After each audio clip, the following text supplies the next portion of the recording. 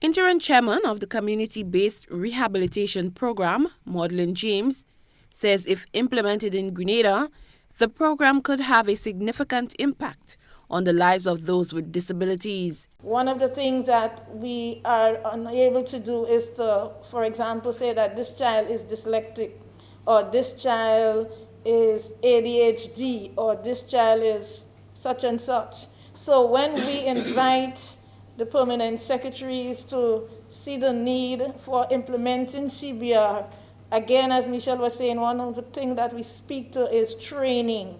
Training so that we can diagnose, training that we can say that this child is such, therefore this child should be treated in this way to access the education that is coming from the classroom.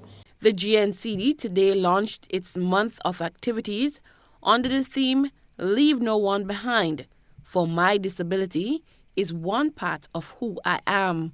Activities began on Wednesday with a community outreach program and will continue until the 31st of this month.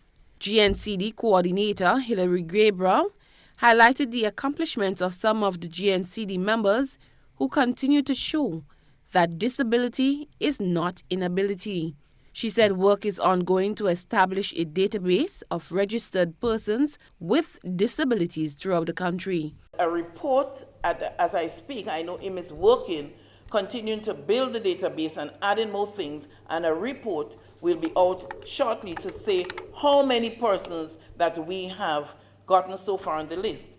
Added to that, we are trying to see if we can tap into the hospital and by extension the health centers and the schools on a whole to get information of persons with disabilities, because we need to know who we are working with. We cannot continue to work with the same set of people all the time.